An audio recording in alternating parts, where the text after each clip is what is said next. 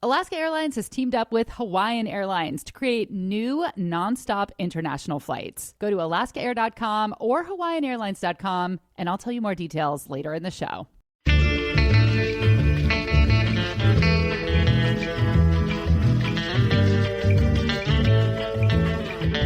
I'm Rachel Belle, and this is Your Last Meal, the show where celebrities share stories about the foods they love most, and we dig into the history, culture, or science of those meals with experts from around the world.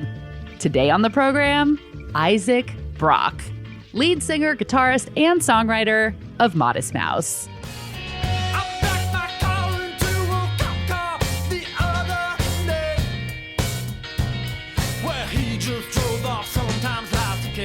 Modest Mouse is on tour right now, and I'll give you a bunch more details in the closing credits. Isaac's Last Meal is a long list of seemingly disconnected dishes that you'd probably never see served together on a single table. But each one of those dishes has meaning and draws from his experiences and memories. One of those foods is top ramen, so we will learn the origin story of instant noodles later in the show. But before we jump into my interview with Isaac, I want to give you a heads up. There will be a fair amount of swearing. I usually bleep out the bad words, but like I said, there are a lot of them, and I was afraid I would completely wear out my Bleepomatic 3000. So please enjoy this uncensored interview with a real-life Pacific Northwest rock star and his liberal use of the fantastic, fabulous, fanciful F word. All right. Don't you worry, we'll all float on. We'll all float on.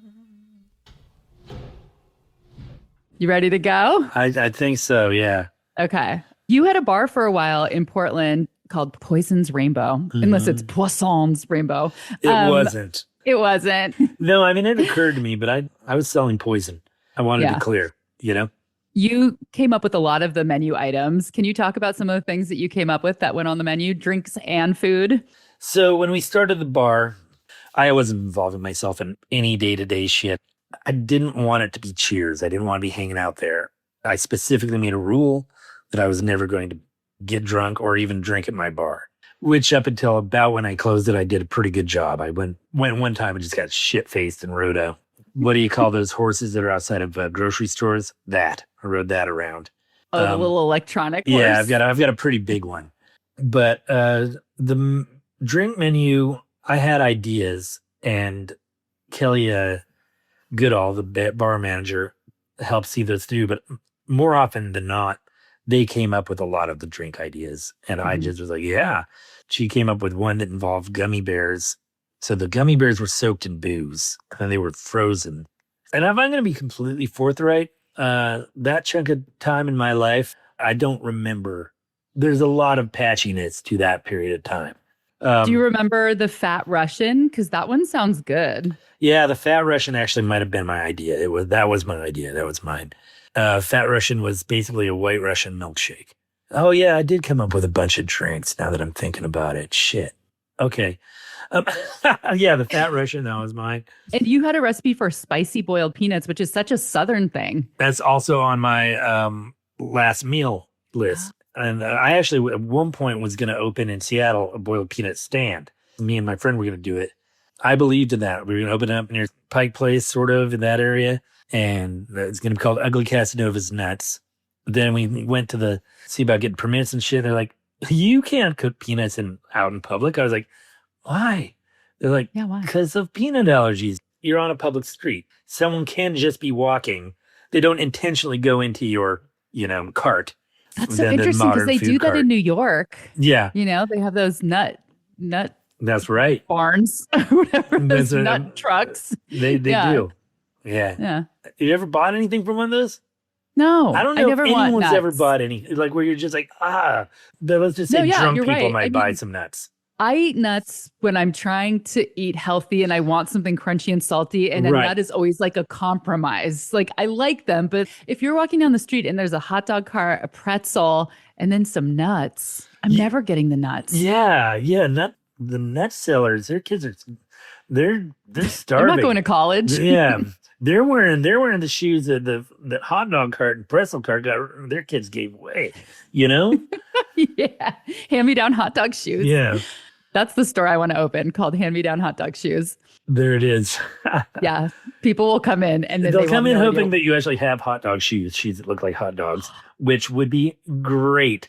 I want that. Food themed shoes would be like, we've run out of ideas for sneakers and stuff. They already look like intergalactic warriors and stuff. Like they're weird.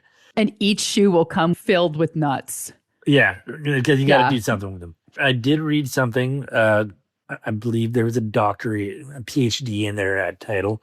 Otherwise, I wouldn't have held on to this information this long. I've just been like, oh, some other idiot has a fucking opinion again. Okay, good. But apparently, if you eat like a handful of nuts a day, you'll live basically guaranteed an additional 3 to 5 years. Just like a handful of whatever nut.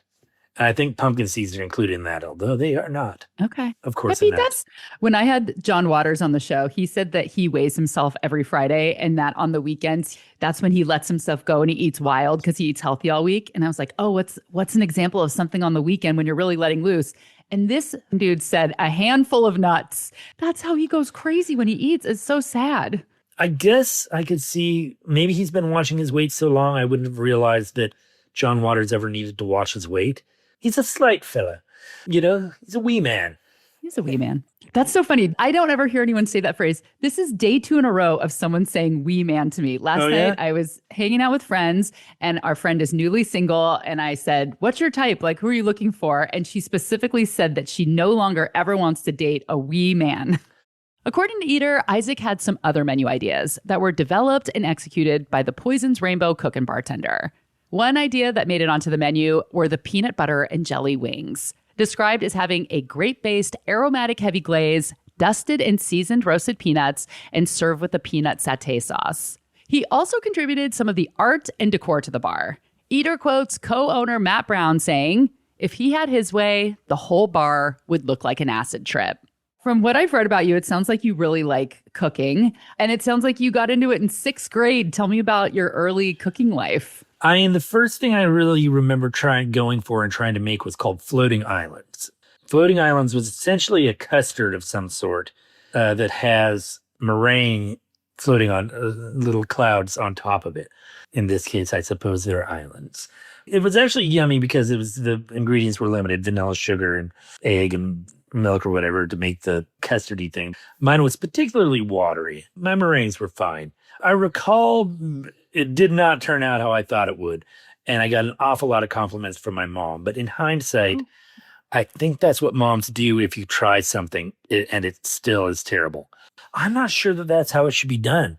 I think that if at that point someone was like, you could have done this better. I like what you're doing here. I'm not going to eat it because I don't eat egg and milk soup. And so try again. I'd be like, you'll get this. And I'll be like, yeah, I should try it again. This is the last time I tried making that one. I just moved on to ruin and other dishes. And then, then I don't think I really got particularly interested in cooking again until I was in my early 20s. I worked at restaurants doing cooking in my teens and up to my early 20s. That was nice. Again, I liked making the desserts and I was very good at it. Yeah, I made something called apple pan dowdy, which was a family recipe. Imagine the biscuits and gravy version of apple pie. And I always just doubled all the good ingredients like sugar and butter and things like that. And so the people who owned the restaurant were like, Isaac has to make the desserts. He's the best at it. They didn't realize that I did not give a fuck about the bottom line. Like I didn't say like I didn't care how much it cost them. We've got a steady clientele, and my mom was the head chef at this place. People are buying everything. Why aren't we making money? And it's like, oh, maybe because your fucking son's putting like $12 of butter and sugar in every bite. Apple pan dowdy. There was a family recipe. They stole it, claimed it as their own family recipe, and so on and so forth. Whatever. Business is business. Did you have to cook for yourself a lot when you were a kid? Because for a time, it sounds like your mom and your stepdad lived in one house and you were living in a shed in the back. Did you go in to eat with them? I'd go in to eat with them, or I'd forage at different hours. They'd cook and there'd be food there. And at that point, actually, I wasn't doing a lot of cooking for myself.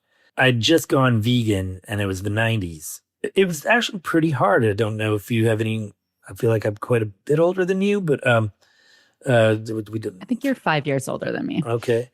But you could find soy milk at some grocery stores and tofu. And besides that, you just had to read every single thing. Like I was eating Rice Krispies with orange juice and Tang. Tang is amazing. That's going on my last meal list. Tang's fucking amazing. But no, I didn't. I wasn't doing a lot of cooking for myself. When I was younger, in summers, when I was at my dad's, me, my sister, and stepbrother were entirely in charge of cooking ourselves. And so I made a fucking lot of tuna fish sandwiches. And I'm good at it now. Like it's not something that's hard to be good at, but I'm really good at it. What is your perfect tuna salad? Because people have opinions on this. Well, yeah, I mean, it's basic as shit, Like keep the mayo as minimal as possible, but it still needs to be in there. I, to this day, still use the vegan mayo. I actually just think it's better. I think that's the one vegan product that tastes the same, if not better. I think it tastes better. And I also, one of my jobs used to be making mayonnaise. When you're making large batch mayonnaise, you like really get to understand what goes into it. You're like, I'm putting how many gallons of canola and egg yolk and like the whole thing. You're like, oh, this is a mess. You smell somewhat like mayonnaise all day and shit. And I was just like, fuck mayonnaise. And then Veganase came out and I was like, thank you. And thanks for being good. Anyway, so that pickles, of course, got to be really good and diced. And celery, not enough that you notice, but enough that it's sort of there. Fresh garlic, salt and pepper. Put lettuce on the sandwich too, because it kind of freshens it up and it makes it feel less globby. And yeah, there you are. Voila. Yeah. After the break, Isaac reveals one of the longest and most random last meals in your last meal's 9-year history.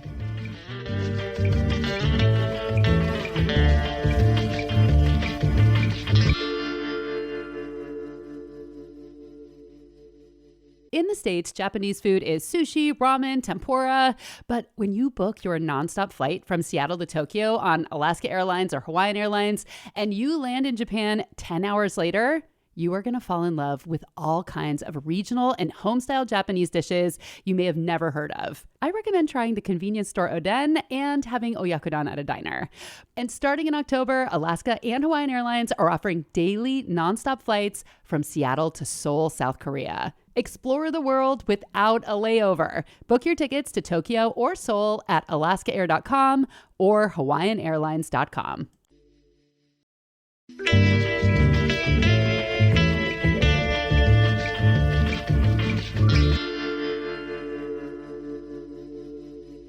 Okay, we got to get to your last meal. Tell me what your last meal would be. The first one is called suji. I decided, I was like, okay, if I had an actual last meal, I'd kind of want to have things that reminded me of other times in my life, And so suji is something that my dad made for me. And I honestly, for years, thought I made up the name because when I'd try and ask my mom or dad, like, do you remember making suji? They're like, shivu? Like, I was like, it's made out of malto meal. And for some reason, they drew a blank. Now that I'm a parent, I know why they don't remember, because it's just the fog of fucking war. Just like, yeah, I don't remember making breakfast for you. Anyways, suji, it's malto meal with sugar, butter, nutmeg, and something else. And it was really good. It was delicious. It's basically a dessert. Where does this name come from? India. So the suji would be done two ways. The other way would be done the way I used to get it at this Hare Krishna temple in Eugene, Oregon.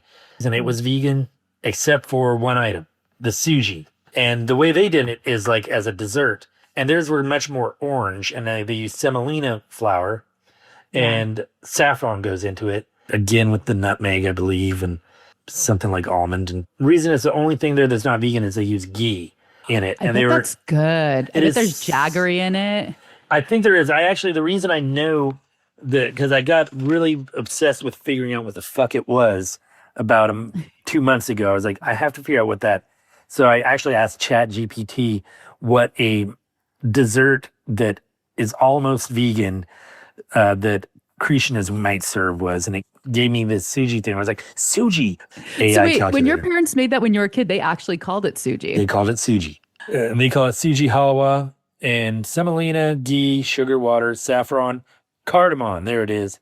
Okay, so that's course one. What comes next? I mean, then ramen, that would be tricky because I'd want to go from like top to top, like from top ramen to the best ramen. I love that And top to top. I definitely want top ramen just because that is largely how I fed myself. There's tuna fish and then there's top ramen.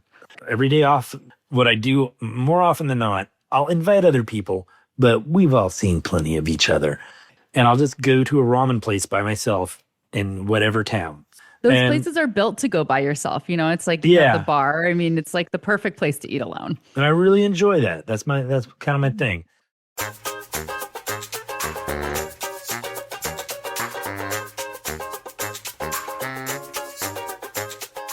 Isaac has a long list of dishes he wants for his last meal. You have only heard the tip of the iceberg. But before we get to the rest, let's pause and talk about instant ramen. The fried brick of wavy noodles and the accompanying packet of powdered soup seasoning, commonly associated with broke college students.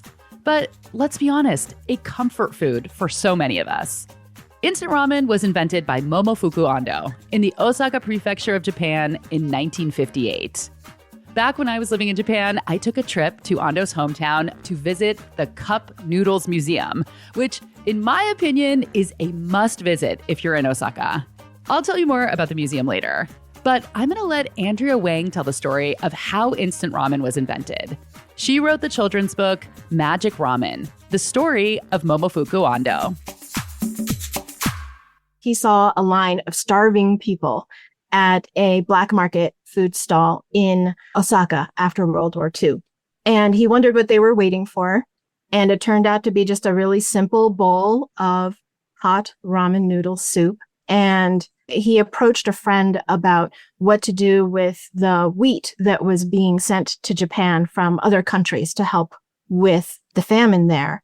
And the friend said, "Why don't you make noodles?" And that's when he decided, I'm going to make something that's fast and convenient and shelf stable and tasty. So talk about the process. He had this shed in his backyard that he was working out of. What was he doing in that shed? First of all, he had to teach himself how to make noodles because he wasn't a chef.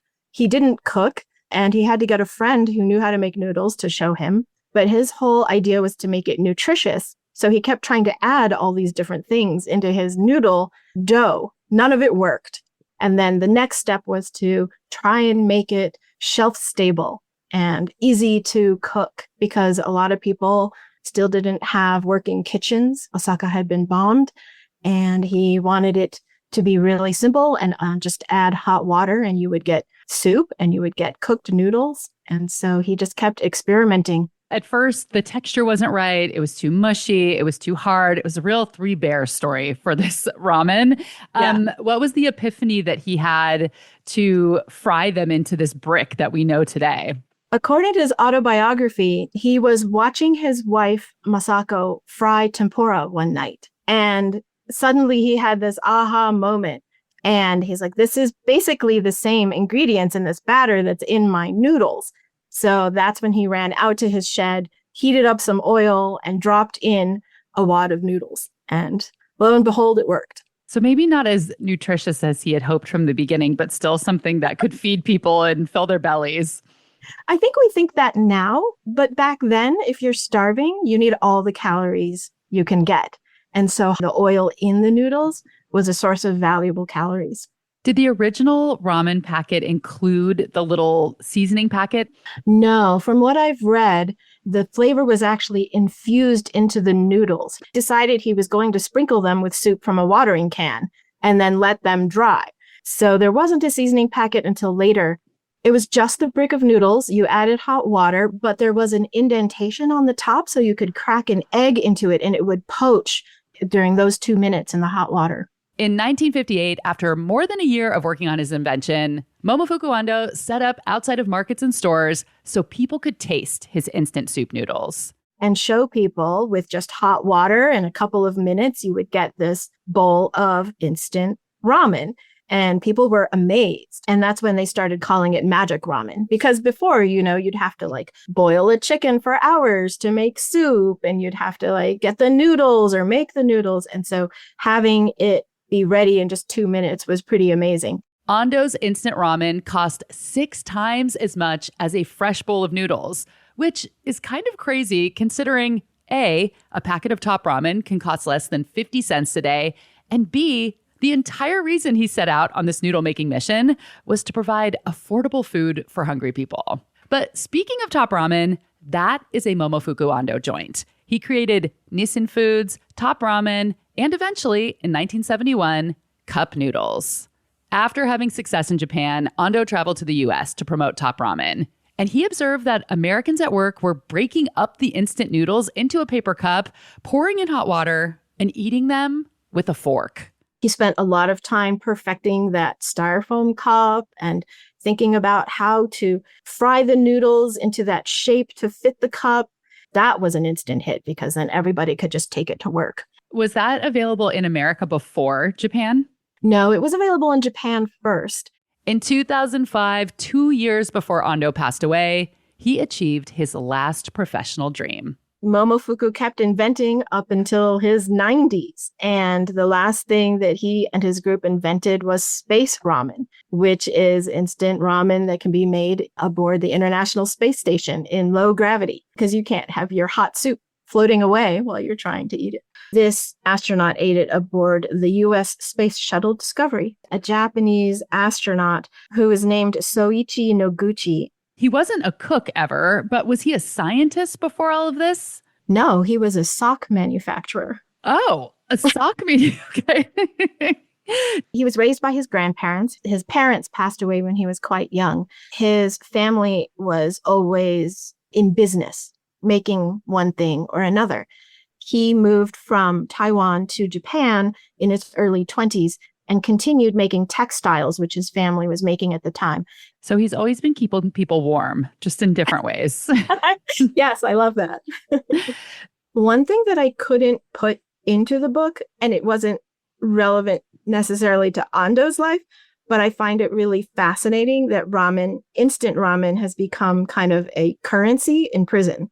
Yes, I have read this as well. We've actually talked about this on an old episode. Yeah, I think it's worth more than cigarettes.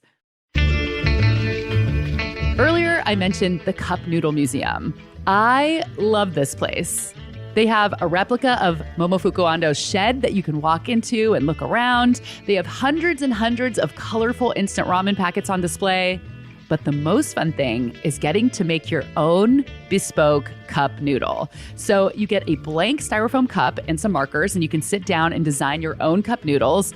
Then you walk through an assembly line and choose which flavor of broth powder you want. You get to choose your little freeze-dried toppings. I had little heart-shaped fish cakes in mine. And then they seal up the top and squeeze the cup into this little blow-up kind of pool floaty thing that is supposed to protect your cup noodle on its journey home. This is not to be confused with the Ramen Museum in Yokohama, which is also awesome. You can try ramen from a bunch of different regions in Japan, but the Cup Noodle Museum was my favorite. Okay, time for a break, but when we come back, Isaac shares the rest of his last meal.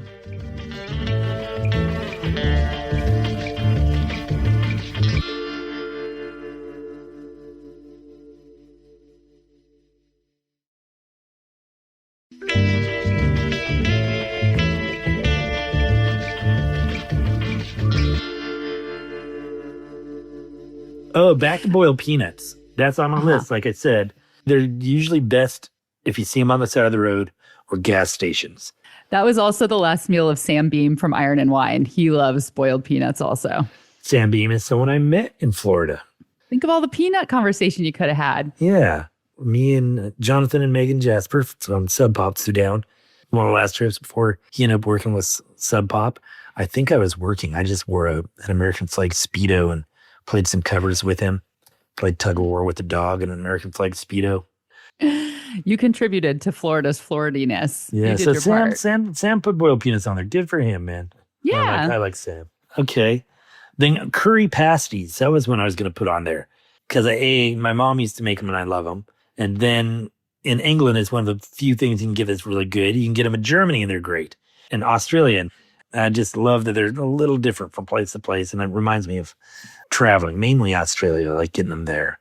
Memories. What's in them? What's with the curry? Is it chicken? Usually it's chicken. Yeah, usually it's chicken Okay. and peas and probably I think potatoes and stuff. Yeah. So that would be on there. Cream puffs, I love those.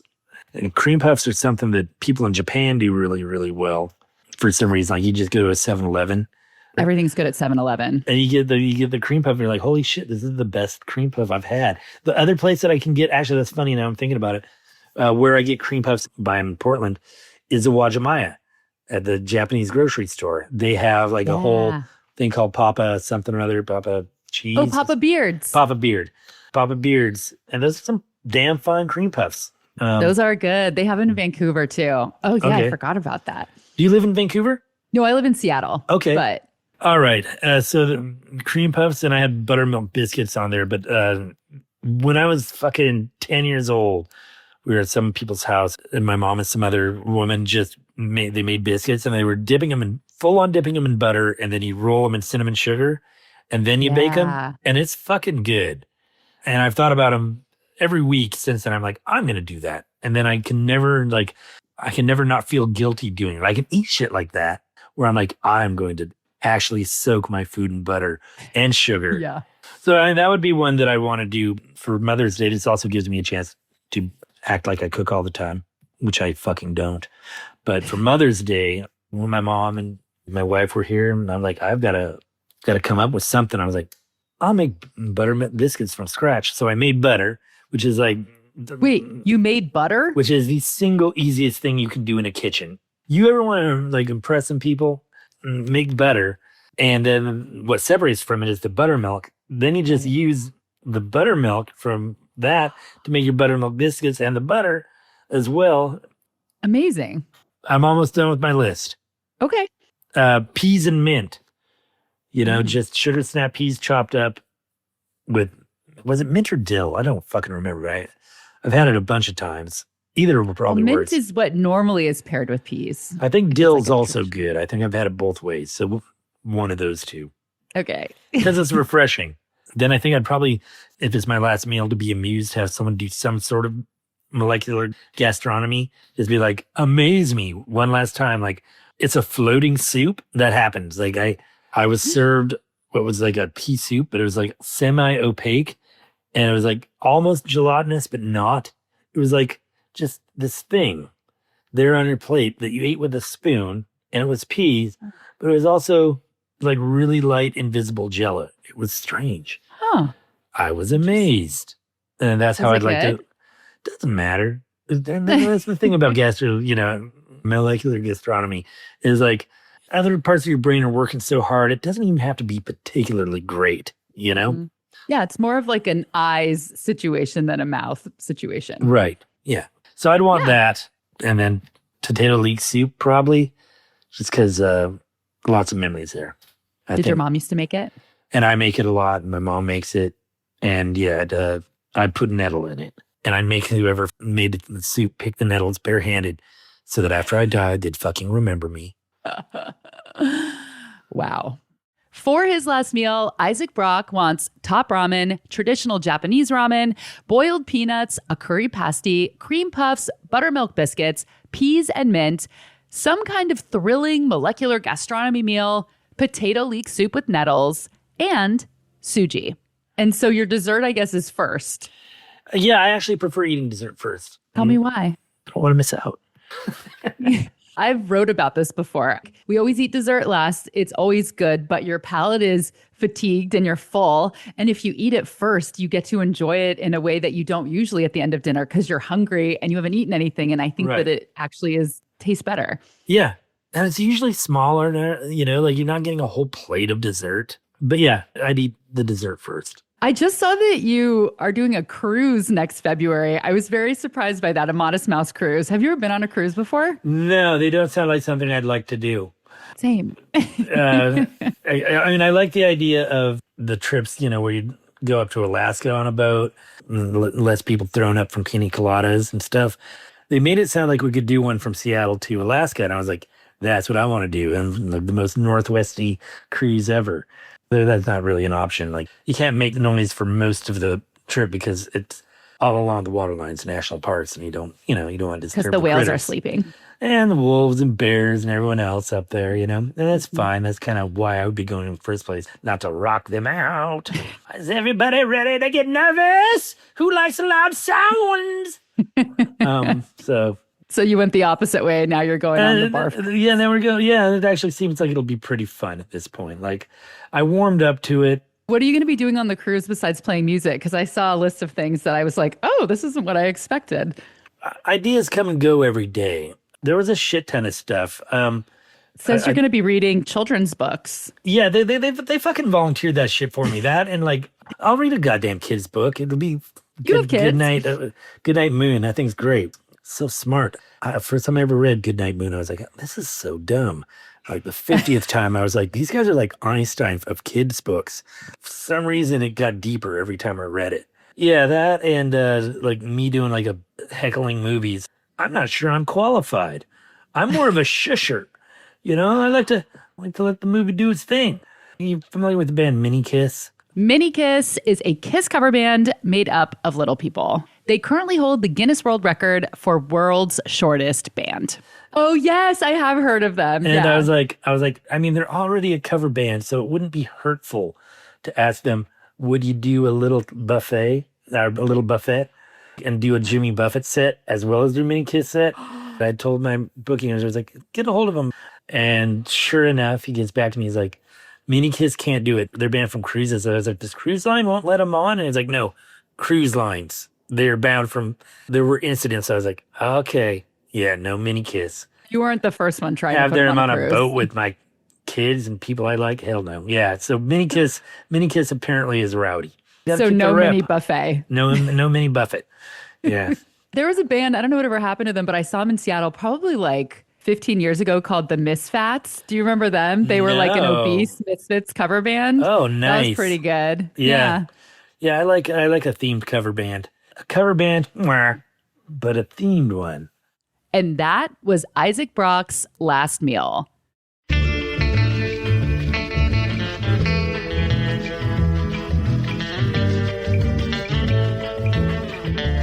The Modest Mouse Cruise set sail in February 2026. But the band is on tour right now. They're playing all over the country, including a couple days up in my neck of the woods. They are headlining the Psychic Salamander Festival at Renlinger Farms in Carnation, Washington.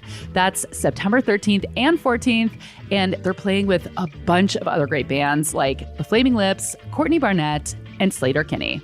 Thanks to Andrea Wang, author of the children's book, Magic Ramen, The Story of Momofuku Ando.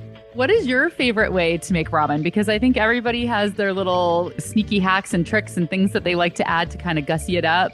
So people ask me this, and I have to reluctantly confess that I am not a hot soup person. Oh, I know, right? So you don't even really eat ramen.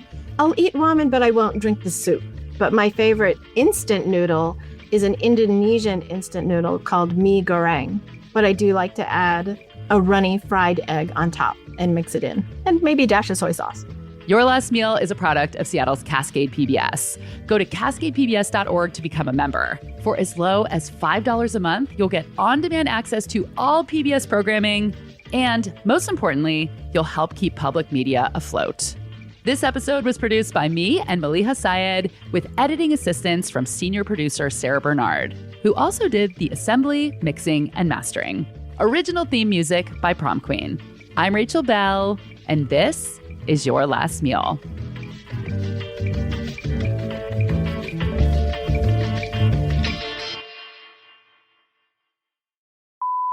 It would be full on metal, and then the next day it would be basically Enya. You can't work out to Enya, man. Enya's a fun choice to listen to. I enjoy some Enya. No. You do? Yeah, I do. I do. I think it's beautiful. And more than just Sail Away, her whole thing, her voice is just ice skating around. It's like, it glides and slides. It's very pretty. Okay. Mike.